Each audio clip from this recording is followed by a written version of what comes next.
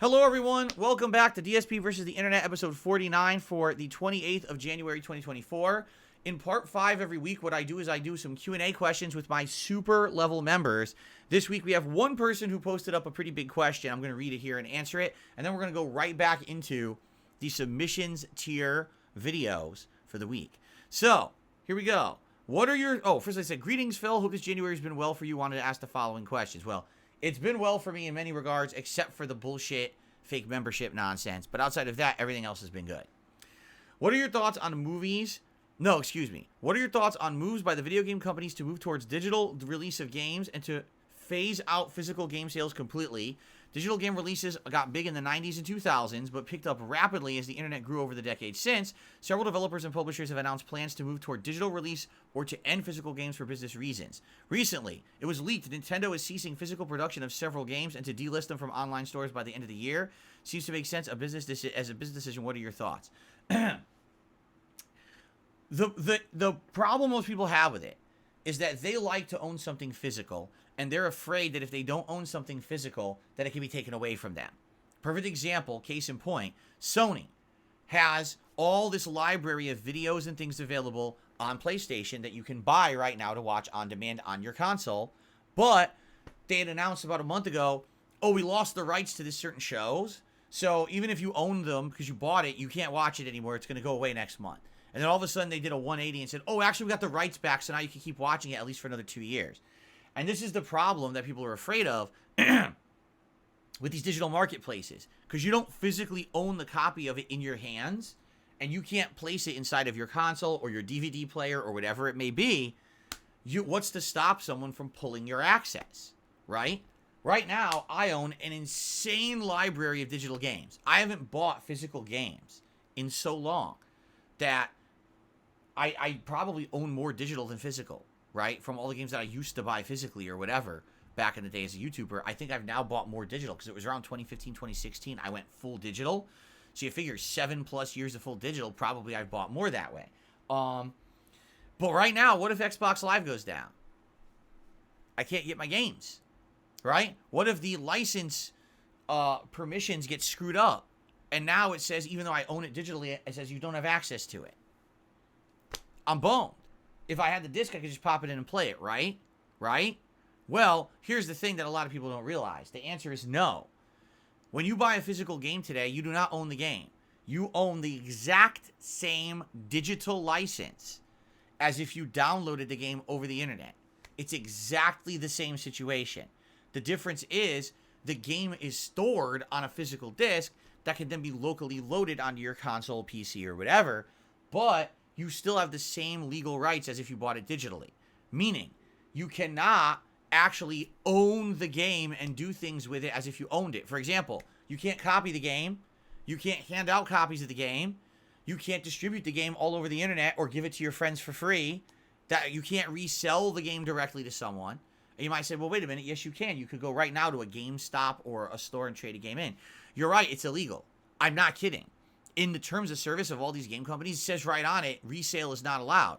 The difference is no one prosecutes, no one cares. And so entire industries have been based off of this model, but it's still there. That's still the law. If ever Microsoft, Sony, or any game manufacturer wanted to crack down on that, they actually could. All right? They don't want to, but they actually could. Now, the problem with digital ownership is access. It's not really, you don't get any additional features by buying the physical version of the game besides, oh, look, it looks nice on my shelf. I have a collection of games back here, and now I can say, look at this, right? It's just a collector's deal. You know what I'm saying? Like, it's kind of like right now today with comic books. Everything's gone digital. So you could buy a physical comic if you want, but there's no additional value to the physical comic as there is to getting it digitally. And the entire comic book industry has changed because of that. Many people just have the digital subscriptions. They read everything on their phones, and they're done. No one has physical comic books anymore, at least in the sense, you know, when I was collecting comics in the 90s, everything was physical. You needed it, and those comics had value that appreciated over time. So it's an access thing. If everyone has access to these games digitally, then there's no difference and there's no problem. But people are deathly afraid that moving forward, if everything that we own is digital access only, subscription access only, that what's to stop these companies to just make a decision to change their mind, and now you don't have access to the stuff you bought, right? So I understand both sides of the argument. Personally, I have gone all digital. I have not seen the value in anything physical in a very long time because game developers essentially stopped caring. I mean, no exaggeration. Some game developers, like we're going to make Alan Wake, so Remedy, Alan Wake 2, the people making Hellblade 2, hell, all of Microsoft outright, they just laid off 1,900 employees and laid off the entire division that was responsible for making the physical versions of Microsoft games. That's not a joke or a kidding. That's real. They just laid off everyone who was making physical games. So who's going to do it? So this is the way the industry is going at this point. And I think, sadly, this is what we have to kind of do, is accept it. Because if you're going to be in the video games, you're just going to have to live that way. We're not going to be given the option soon. These companies are going to say it costs too much to make physical copies for zero benefit. And so we're not going to do it anymore. Everything digital. Digital or bust, right? Like, let's be honest. If a game is in demand enough, right? Like, for example, Final Fantasy VII coming out. Remake.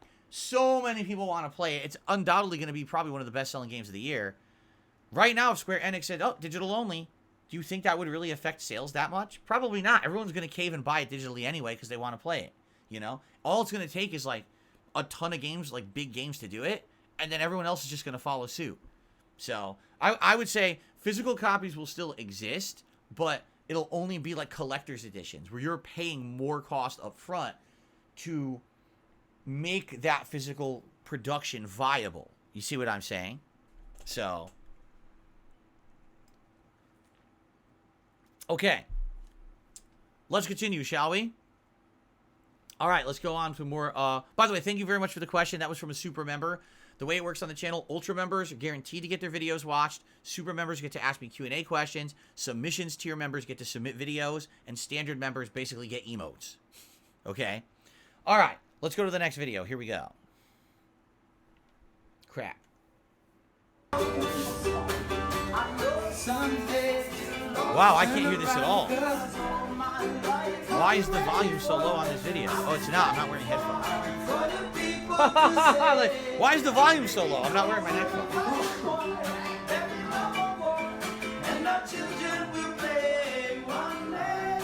What is this?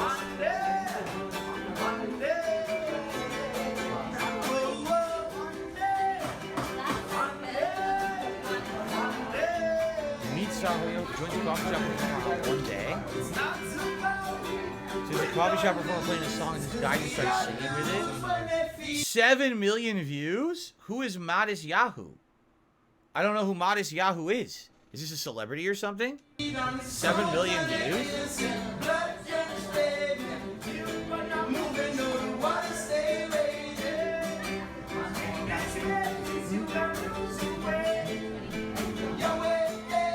He's a Jewish reggae artist. Oh, this video went right over my head. I don't even know who he was. So, okay, so an actual well-known reggae artist joins in with a coffee shop performer.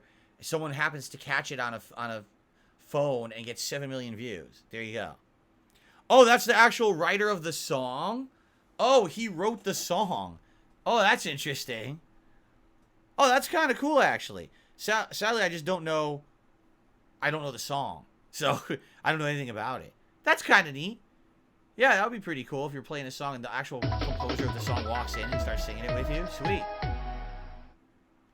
Other news tonight, Maine's Department of Public Safety is reviewing its entire process of tracking sex offenders after one managed to slip through the cracks in Cornville. That's right. A public safety spokesman blames a... Did he just say in Pornville?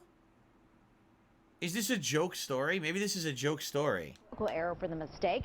WMTW News 8's Paul Merrill joins us now live. So, Paul, is this an isolated incident? Tracy, right now, public safety officials really don't know the answer to that question. They are supposed to be keeping track of 3,000 registered sex offenders. I thought he said Pornville. Entire state of Maine, and right now we know of at least one they lost track of. Oh, great. 53-year-old Lauren Armstrong, an unemployed truck driver and failed country music star, was caught chasing down children at a Cornville elementary school on Wednesday morning. After reportedly hopping the fence and removing his clothing, he allegedly hid in the bushes and waited for recess. There's absolutely no doubt in my mind that he was doing something lewd and inappropriate behind the trees. This disturbing footage shot on a student's smartphone What the shows fuck? him pursuing a child who narrowly manages to escape. No, that's fake. It's 3D. Look. It's 3D rendered. It's a fake story. That's a fake 3D rendering. Wow, it's a completely manufactured story. They did a good job. It looks real. Does it not? It totally looks real. But it's not real. It's fake. It's completely 3D rendered. Oh my god. That almost got me because that whole story looks completely real. Yeah. Look at this. I don't think we'll be watching the rest of this video. I'm just saying. Alrighty then. What's the most ridiculous thing we can find here at CES 2024? Could it be drone soccer? That's basically the real-life version of Quidditch. Maybe that's certainly ridiculous, but we're gonna have a lot to explore, so follow along. We'll find some ridiculous stuff. Oh yeah, oh yeah, oh yeah. If you ever wished your car had propellers on it like a quadcopter, you're in like what the evil fuck? flying car. If this isn't the future, I'm not sure what Obviously, is. it doesn't I know what work. you're thinking. What does CES have in store for toilet tech? Let's check it out. If you're sick of using your hands to lift toilet seats, you can use this one, which has a button that automatically lifts it for use you. your And foot. this bidet is app controlled, so you can use your phone to heat up the water so that everyone in your family can have a customized nice poo. We're not done with our toilet tech. Here we have an e-ink Oh god, smart what is toilet. that? E-ink on your toilet. Yes, this is a display on your toilet. What do you use it for? I'm not sure. Would you want your toilet to have a screen on it? Let me know. Rotate through a few of the colors here. Oh my god. A little bit more. Something to hype you up in the morning. Exactly. After your morning coffee. My gosh. That is And then you incredible. can put it back. Oh my. This is an RGB cup holder that can actively keep your drink cool at your desk setup. And check it out. You can even toggle the RGB to match the colors of your computer. Now that's ridiculous. But is that more ridiculous than this laptop, which claims to use hyperbaric cooling, the same technology used in hospitals to treat scuba divers? This is the Omen Transcend 14. And my friends over at Omen and HyperX have invited me out here and are sponsoring. It's the sponsor. It's the fucking sponsor. Get the fuck out of there. Okay. 2024. Why is it in space? Oh, this one's all the way in Mars. Holy cow, they're like spaceships, but they just mow your lawn. Okay, so 4K projectors aren't all that new, but it's projecting from there. So it's an ultra short throw projector, meaning that it doesn't have to be behind across you the room, facing right. this way. It can just be right inside of your entertainment system, meaning that when you walk past this way, you're not blinded by it because, well, it's just getting thrown from such a short distance. That's But interesting. look how great it looks. That's actually really interesting. Yeah, that fly looks real. Oh god, they make a 3D version of it as well.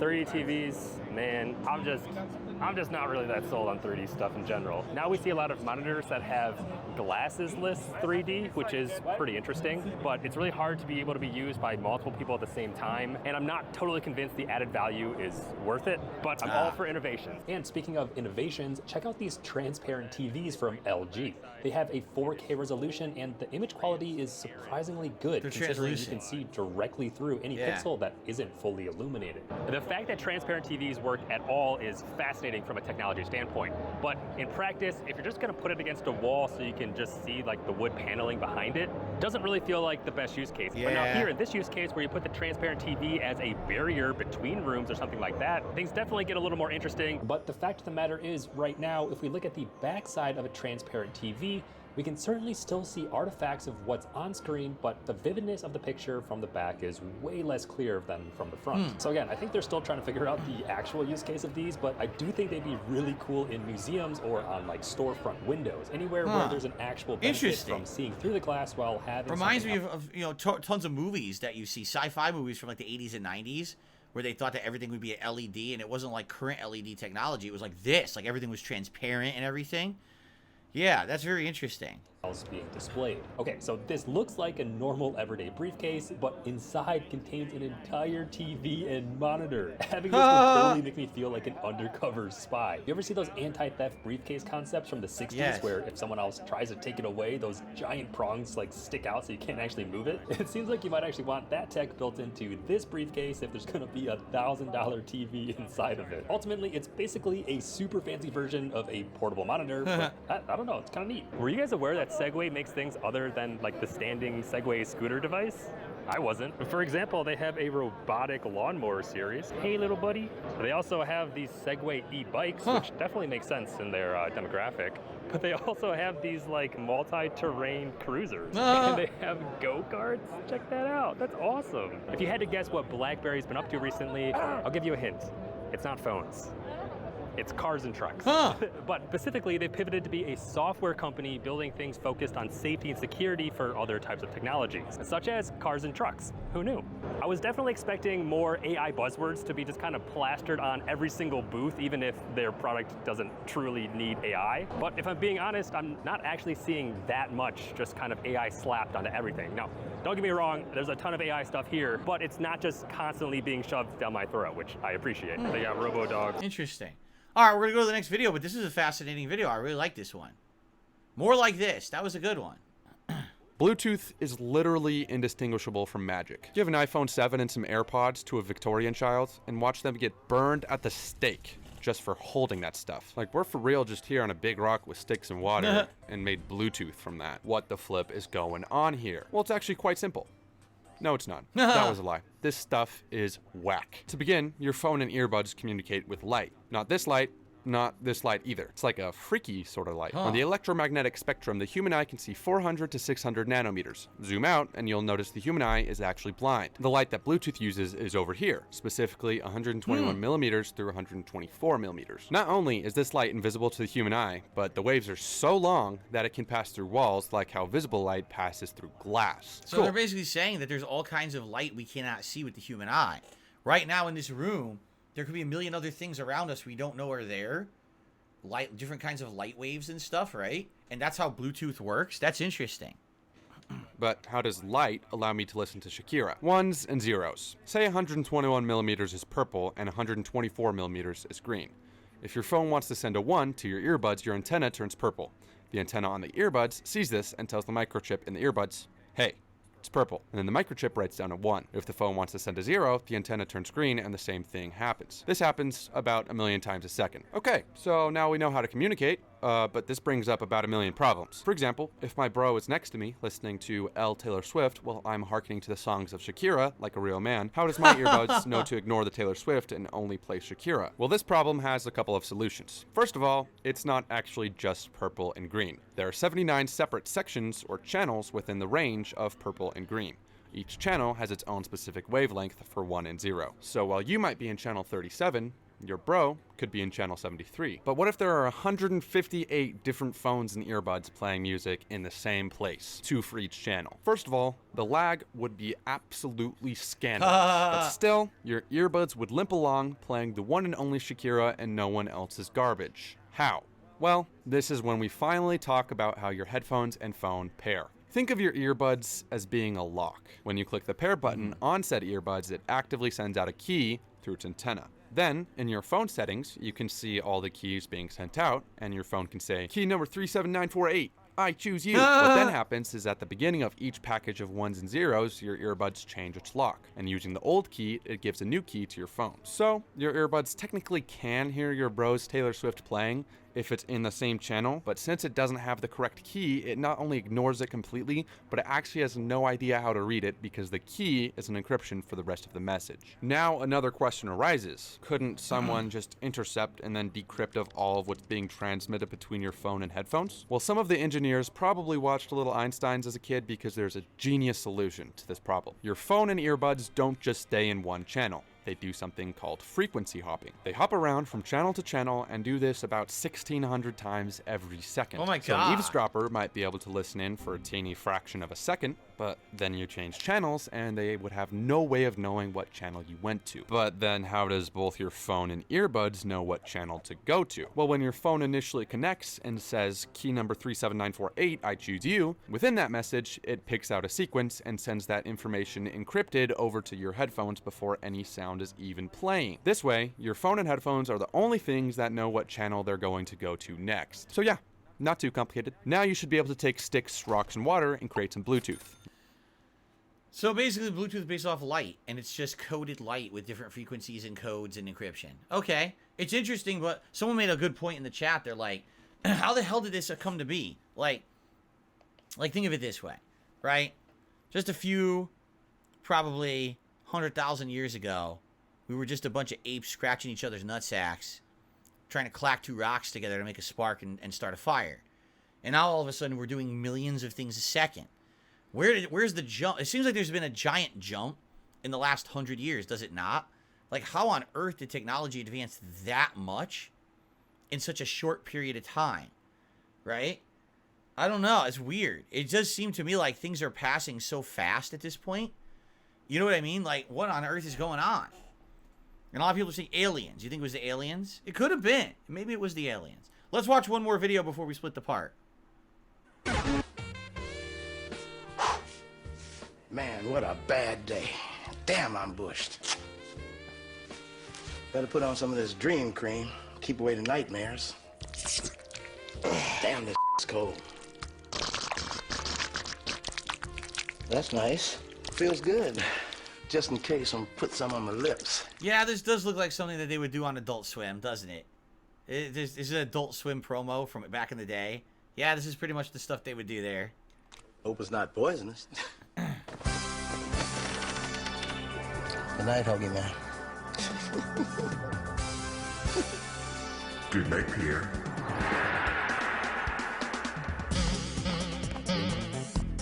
Hi, beautiful boy. Welcome to my dream. You don't smell like diapers. It's just a dream, a wonderful dream. A meeting a boy, finest boy I've ever seen. Along comes his dad. I meet that dad. We get along right away. They ask me to stay for a barbecue dinner. Oh, no! We're checking out sights, having so much fun. He's feeding me meat. This can't be beat.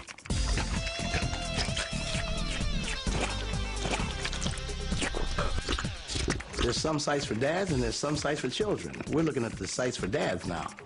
Megabytes per second must be in the billions. I'm gonna get some extreme downloads tonight. Oh, please, Lord, don't let this wonderful cream be poisonous. Oh!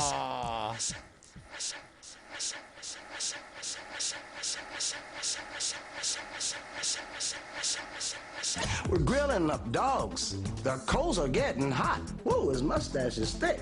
I think I like this dad a lot. I wouldn't mind putting my finger through that mustache.